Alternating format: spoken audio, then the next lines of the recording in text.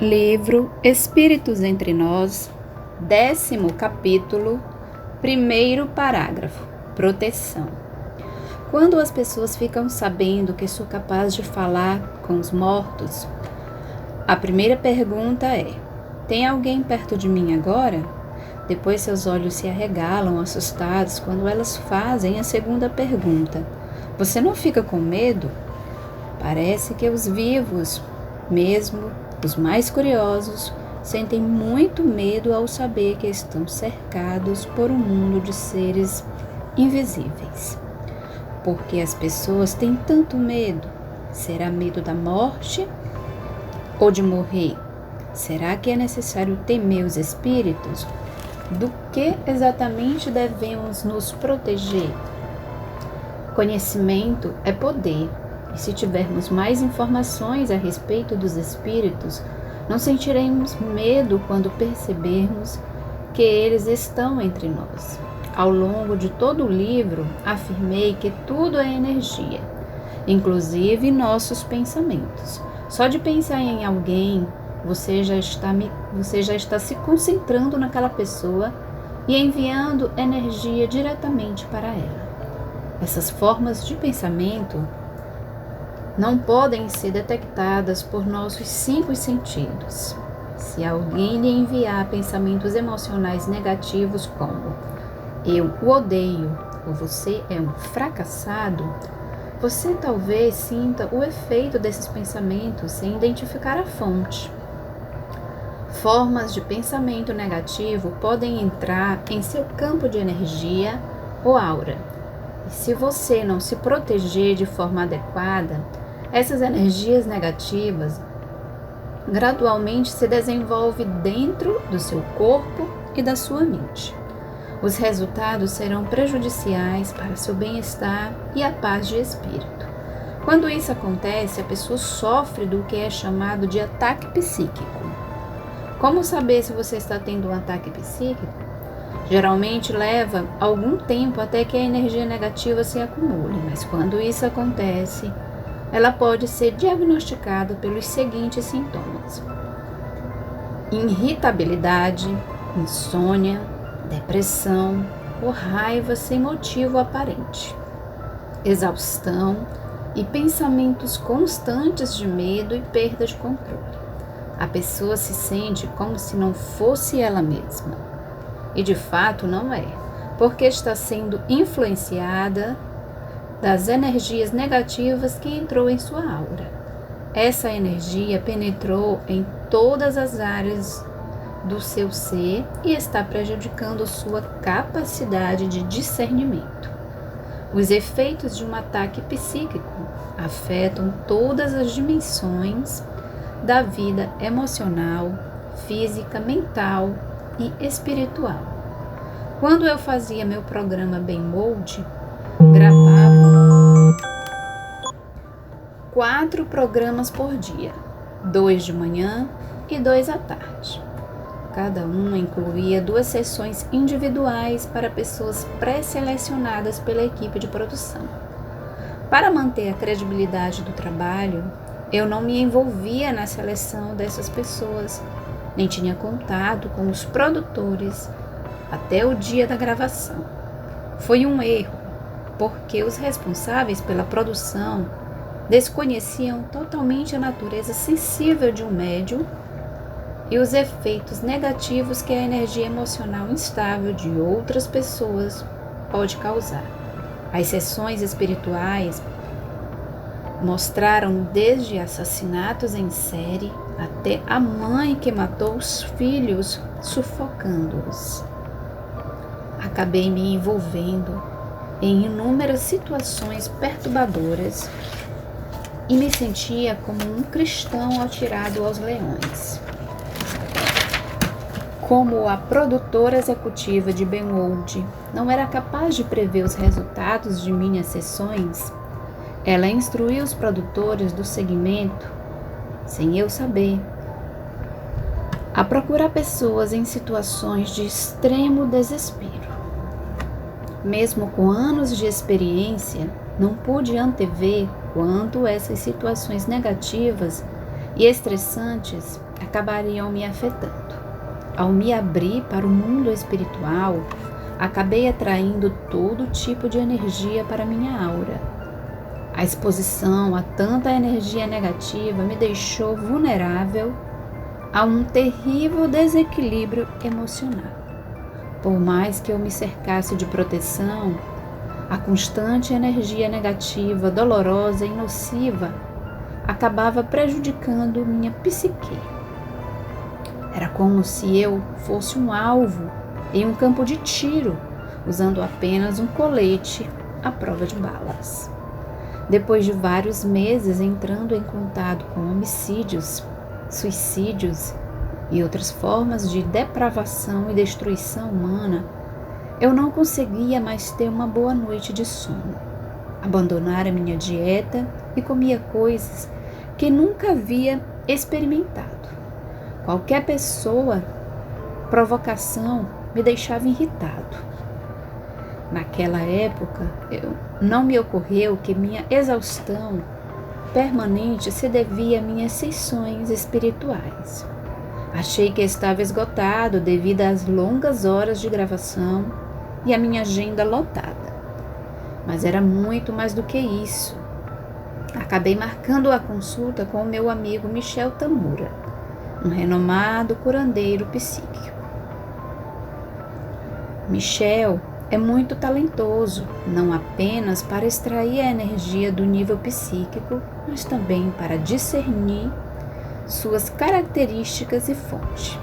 Durante a sessão de 2 horas, Michel removeu diversas camadas de energias que pertenciam a muitas pessoas falecidas.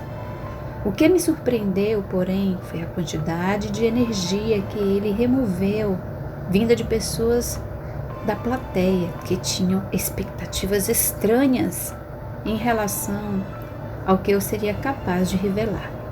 A energia mais interessante que Michel tirou da minha aura estava cheia do medo dos executivos da rede de televisão e dos produtores do programa. Michel explicou que uma das produtoras do programa era muito desvalorizado quando criança e por isso precisava do sucesso da série para se sentir tão bem sucedida quanto seus colegas homens. Fiquei perplexo com a descoberta de Michel. Depois de sua intervenção de cura, voltei a me sentir o mesmo. Ondas de energias incríveis fluíram pelo meu corpo. Naquela noite, dormi bem pela primeira vez em meses e me senti menos irritável e impaciente.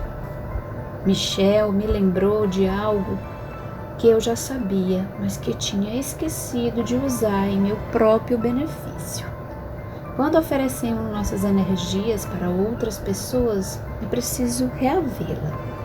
Do contrário, acabamos nos sentindo esgotados. Desde então, toda vez que faço uma sessão para alguém, medito logo depois sobre aquela pessoa e visualizo minha própria energia saindo dela e voltando para mim.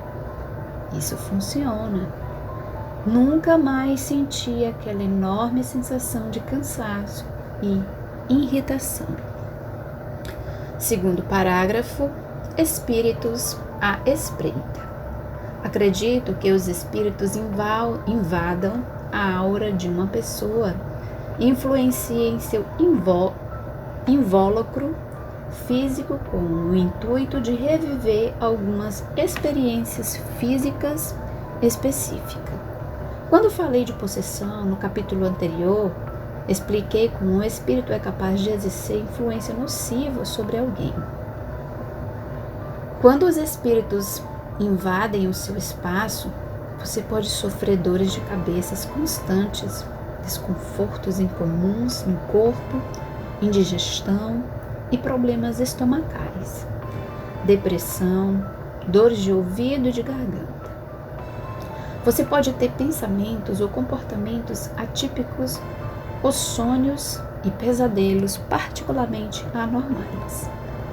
Há muitos sinais chaves capazes de servir de alerta para você perceber que há um espírito habitando em seu espaço físico. A ambiência do recinto parece sombria ou densa. Toda vez que vou a um local onde existe muita energia dos espíritos, o lugar parece meio pesado, como se eu caminhasse através de piche. Variações elétricas sem explicação ocorrem na sua casa ou em máquinas e aparelhos como lâmpadas, computadores, televisores, rádios, portas de garagens e banheiros de hidromassagens. Se seus aparelhos ligam e desligam sozinhos, pode apostar que você está compartilhando o espaço com um espírito preso à terra. Há um cheiro característico ou um perfume no ar que não é possível reconhecer?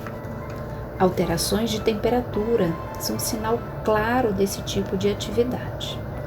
Você percebe que há locais mais frios em determinadas áreas de sua casa? Talvez sinta correntes de ar ou arrepios e calafrios. Sensações de frio quando as portas e janelas estão fechadas ou o aquecedor está ligado é um sinal claro de que há um espírito drenando a energia dessas áreas. Você sente que está sendo observado quando não há ninguém por perto? Você sente que alguém tocou em você? Você ouve som de batidas ou de arranhar na porta? Passos? Alguém batendo em um objeto? Vozes, sussurros ou música? Você vê luzinhas oscilantes com o canto dos olhos? Elas são chamadas de luzes espirituais. Objetos na sua casa foram movidos de um lugar para o outro sem que você os tenha tocado? Ou então os objetos desaparecem completamente e você nunca mais os encontra? A água na sua casa liga e desliga sozinha? O comportamento do seu animal de estimação parece estranho? Seu gato, o cachorro, olha para alguma coisa invisível próximo a você? Você percebe marcas ou pontos afundados na cama, no sofá, ou em uma cadeira em que ninguém se deitou ou sentou? O telefone toca e ao atender você ouve apenas estática.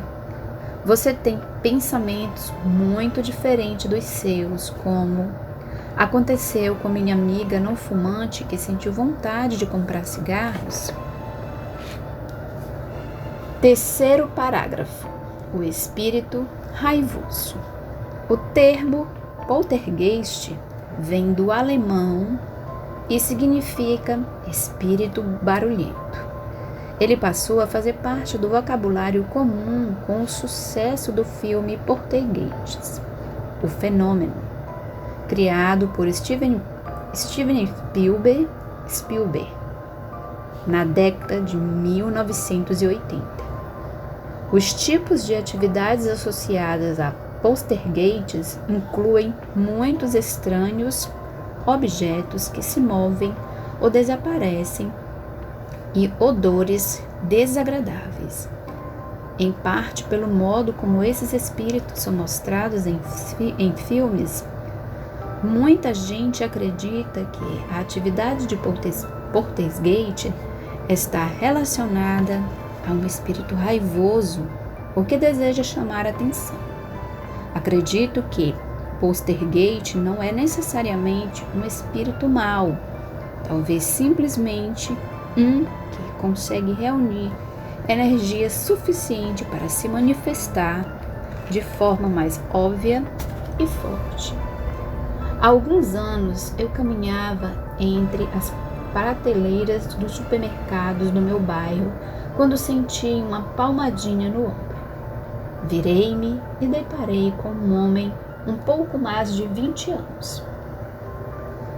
Parecendo nervoso, ele gaguejou: "Ah, por favor, Perdoe-me. Ah, você é o Sr. Van Prague? Perdoe-me por incomodá-lo, mas eu o reconheci da televisão e achei que talvez pudesse me ajudar. Não faço mais sessões particulares, respondi. Eu, na verdade, não quero uma sessão, mas não sei a quem recorrer. Dava para sentir o desespero na voz dele. Respire fundo, disse eu. Chamei-o então para fora da loja, onde poderíamos sentar para conversar. Ele me agradeceu efusivamente e se apresentou. Meu nome é Mike. Vim aqui procurar algumas velas e incensos que possam afastar maus espíritos. Por que você acha que existem maus espíritos à sua volta? Porque minha esposa e eu já fomos incomodados por um monte de coisas esquisitas em nossa casa, como objetos se movendo e cheiros terríveis. Ouvimos até vozes. O que mais poderia ser? Vamos começar do início. Conte exatamente o que aconteceu. Minha esposa, Hannah, e eu nos mudamos para Long Beach. Há 2 anos, eu herdei a casa do meu pai depois de uma longa e intensa batalha judicial. Como era seu relacionamento com seu pai antes dele falecer? Perguntei. Ótimo, respondeu Mike. Meu pai e eu sempre nos demos bem. Então por que você teve dificuldade para ficar com a casa? Foi por causa da minha madrasta. Ela queria herdar todo o dinheiro e os bens do meu pai, mas não tinha direito a tudo. Então ela abriu um processo para ficar com a casa. Você tem um bom relacionamento com ela hoje em dia? Continuei. Não, nós não nos falamos. Achamos que ela tentou envenenar meu pai, porque encontramos algumas substâncias letais na despensa. Continuou Mike, quase chorando. Desde que minha esposa entrou em seu 6º mês de gravidez, nenhum de nós consegue dormir a noite toda. Há tanto barulho na casa que isso nos mantém acordados. É nosso primeiro filho e temos medo de que essas coisas estejam vindo pegar o bebê. O que podemos fazer? Eu quis entender melhor. Pode ser mais específico a respeito do barulho e da confusão na casa? Toda noite, por volta de 1h, as luzes do corredor piscam. Ouvimos um som de choro abafado e algo batendo no quarto dos fundos. É o quarto que estamos planejando usar para o bebê. Isso dura uns 15 minutos. Levanto todas as vezes e vou até o quarto. Tenho uma sensação meio esquisita, como se houvesse alguém me observando. Sempre sinto arrepios. Há quanto tempo isso está acontecendo? Há 5 semanas. Até procurei a igreja do bairro, mas os padres não se interessam muito pela minha história. Mike hesitou. Você acha que pode ser meu pai? Talvez ele esteja insatisfeito com os planos de reforma da casa. É possível, respondi, mas duvido que ele fosse capaz de causar esse tipo de distúrbio. O único jeito de descobrir é indo até lá para ver. Uma semana depois, à noite, cheguei à casa de Mike e Hannah. Hannah convidou-me para entrar. Tenho tido sonhos esquisitíssimos, disse ela. Um deles se repete bastante. Vejo uma casa construída no alto de uma árvore cair dos galhos e se espatifar no chão. Posso circular pela casa para ver se capta alguma coisa? Perguntei. É claro que sim, respondeu ela sorrindo. Fui de cômodo em cômodo, sem sentir nada, especialmente fora do comum ou sinistro. A energia parecia normal, como a de qualquer outra casa, mas ao entrar no quarto dos fundos, percebi que havia uma corrente de ar frio. Era como se aquele cômodo não pertencesse ao restante da casa. De repente, senti uma grande ansiedade e desejo de sair imediatamente de lá. Voltei à sala de estar e me sentei. Fiquei olhando para Mike, na esperança de que seu falecido pai aparecesse e nós pudéssemos descobrir qual a causa de tais perturbações. Mas nada aconteceu. Olhei para Hannah e um nome surgiu na minha mente. Annabelle, significa alguma coisa para você? Não, respondeu ela. Então tive mais uma intuição. Enlatar tomates. Significa alguma coisa? Tudo o que eu sei, disse Hannah, é que minha avó tinha uma fazenda em Iowa e eu costumava ouvir histórias sobre ela enlatando tomates. Isso parecia fazer um pouco sentido, mas foi tudo que eu consegui obter. Eu não achava que os barulhos estivessem associados à avó de Hannah. Quero que vocês dois escrevam diários e anotem tudo o que acontecer, com o máximo de detalhes. Então, eu os ajudei a limpar a casa psicamente, embora não tivesse sentido energia negativa em lugar algum, a não ser naquele quarto. Achei que limpar a casa talvez acalmasse seus medos. Cerca de 4 meses depois, Mike me ligou. É um menino. Nós demos a ele o nome de Walter, em homenagem ao meu pai.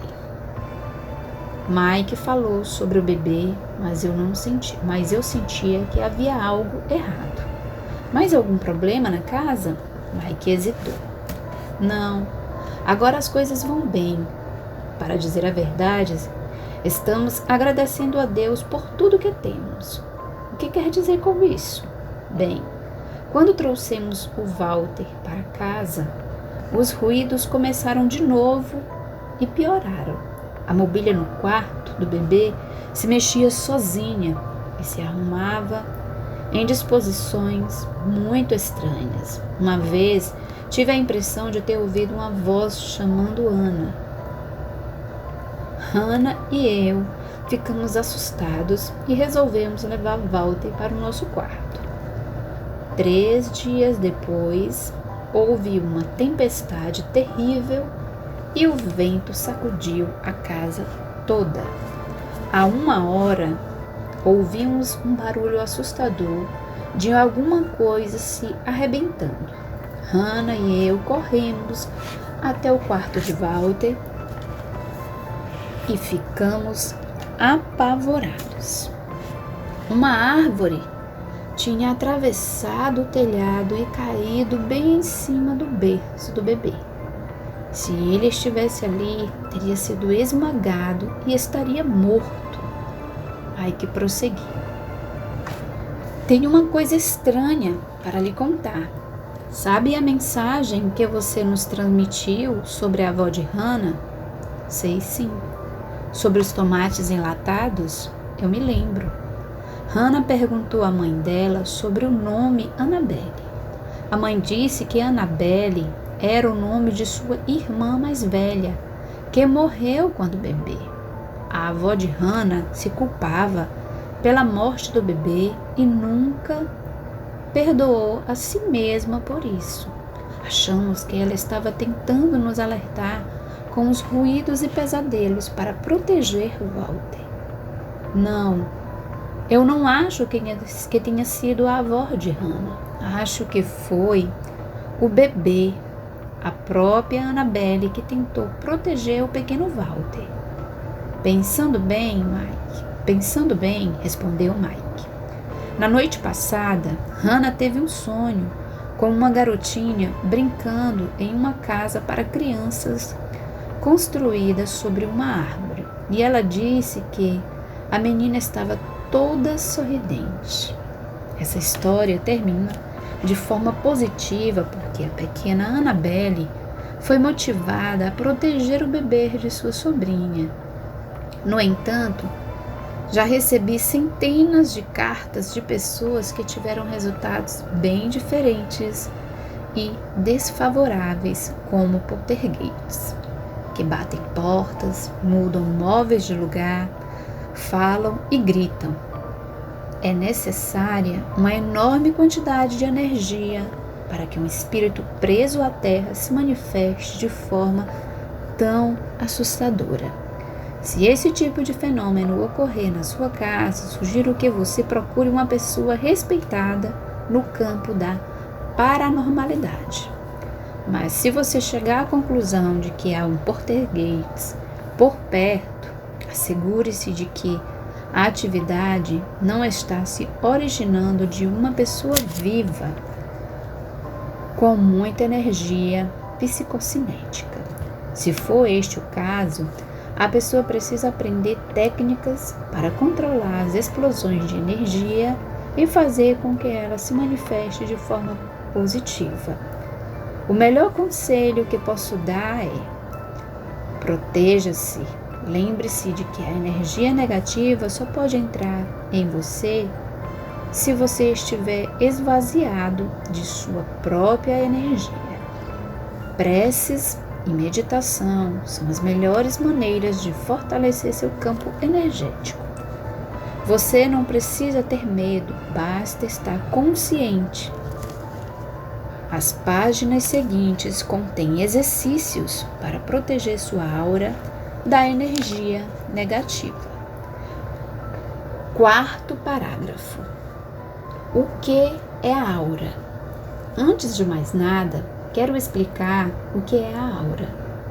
A aura, ou aquilo que chamo de nosso espaço sagrado, entre aspas, é um campo de energia eletromagnética que nos cerca e abrange a atmosfera de todos os seres vivos. A concha áurica é composta de diversas camadas, cada uma separada da outra, mas interconectadas dentro da concha.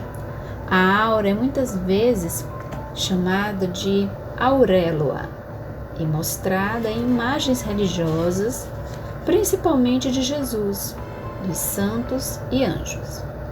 A aura envolve a essência dos seres vivos que ela cerca e projeta os pensamentos, desejos e estados mentais, emocionais, físicos e espirituais do indivíduo. Os talentos espirituais inatos de uma pessoa estão claramente definidos na aura. E eu já tive o privilégio de enxergar talentos e aptidões de muitos examinando a aura deles. Por exemplo, em um workshop recente, vi notas musicais de cores brilhantes sobre a cabeça de uma mulher. Perguntei se ela tinha alguma relação com música e a mulher respondeu: tenho sim, sempre tive jeito para música, mas nunca desenvolvi esse talento profissionalmente. Quando ouço que uma pessoa não faz nada a respeito do próprio dom, sinto que ela não está em contato com sua essência. Se aquela mulher tivesse investido em suas habilidades naturais, ela teria sido extremamente bem-sucedida no campo da música. Mas o medo, as circunstâncias da vida, a situação familiar e outras razões talvez tenham impedido de seguir sua vocação e usar seus talentos. Os dons permanecem, mas deixarão de se expandir se não forem usados. Além de envolver as pessoas, a aura também penetra no nosso ser. Ela é um campo colorido de energia e suas cores representam nosso nível de vitalidade, capacidade mental, bem-estar emocional e compreensão espiritual. A cor predominante é a da parte mais acentuada da nossa personalidade. Se você é muito espiritualizado e tem muita compaixão, sua áurea terá mais tons de verde e roxo. Somos todos protegidos naturalmente por nosso campo áurico, mas às vezes esse campo enfraquece se não for cuidado de modo adequado. Rachaduras e furos podem aparecer nele. Todo tipo de energia psíquica, espiritual ou de outra qualidade é capaz de entrar por essas rachaduras e buracos. Qualquer um talvez exagere em alguma atividade sem perceber que está perdendo energia. Eu certamente não percebi que o meu estava tão exaurido enquanto fazia minha série de TV. O enfraquecimento e a doença da áurea também podem ser causados pelos abusos de drogas, de álcool, por pensamentos e crenças negativas constantes e emoções de medo e raiva. Além disso, se você está perto de locais ou de pessoas negativas, corre o risco de perder energia. Há também uma série de doenças e distúrbios capazes de enfraquecer sua aura. É importante lembrar que nossos pensamentos e emoções afetam inicialmente a aura e só depois se manifestam no nosso corpo físico. É necessário estar sempre atento a isso e reforçar a áurea por meio de preces, meditações e visualizações positivas. Estas são as formas mais eficientes de repelir e combater qualquer energia perturbadora.